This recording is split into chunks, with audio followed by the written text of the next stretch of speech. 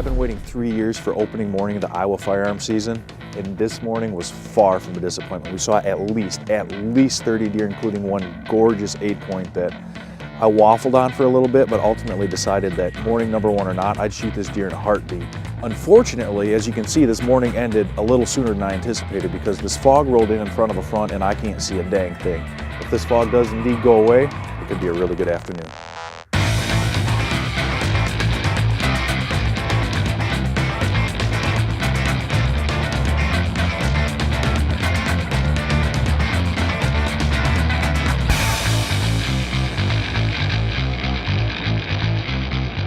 When it came to my expectations for this hunt, I didn't necessarily have a number with a deer. I didn't need to kill a 130 or 140. I just knew I wanted to kill a very good deer that was an accurate representation, or hopefully a little bigger for the area. In my opinion, he needs to take the first opportunity at a mature deer that hits at least the 140-inch mark. I'm down to 5 minutes. It's almost dark. I had a glimpse of the deer I wanted to shoot. He was every bit as impressive as I thought he would be. And there's nothing. I can't find him. And as I'm about ready to give up on him for the day, I catch him 130 yards out feeding up another hillside. Bingo. There he is, ready.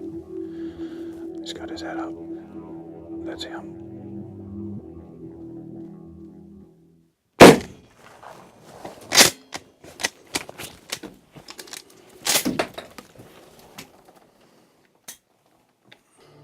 So many deer out there, I can't tell what happened. Well, last night was kind of awesome and it kind of sucked at the same time. Right after the shot, I felt like I had missed him. My gut told me I had missed him. When we pulled the camera up, we looked at the footage right away. I'm like, dang, we saw the puff right over the deer, and I thought I pulled that shot just a little bit too high, bounced it right over his back. Deer takes off. And finally I get a text from Luke and he said, the 10 came out and I missed. And there was a few explicatives onto that text as well. But he said, we reviewed the footage, it's a clean miss, I'm sorry. And got another look at the film, and we really couldn't draw any conclusive evidence that I had missed. I mean, it was so ambiguous, it was hard to tell. So we did the logical thing. We went out there, and we looked to where that buck crossed the fence, figuring either when he preloaded to hop the fence or when he came down on the other side, if he was hit and he was bleeding, he was gonna leave blood. And sure enough, right before he hopped the fence, he left a little bit of blood. We sneaked in, followed the blood trail for another 20 feet, got on that blood, I looked to the left, and there was the belly of my buck. I couldn't have been more elated. No idea he had all this going on right here. Look at that, both brows are split.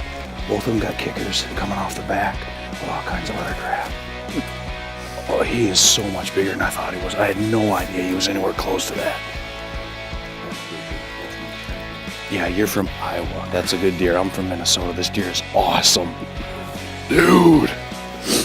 The emotions from the night before, the minutes of sleep I had just came flooding in, and I was so happy. The reputation I was building for shooting big whitetails did not disappoint me. I was so happy, and you can bet your hind end that I'm going to be putting my preference point in again this year, and I'm going to be back as soon as I can.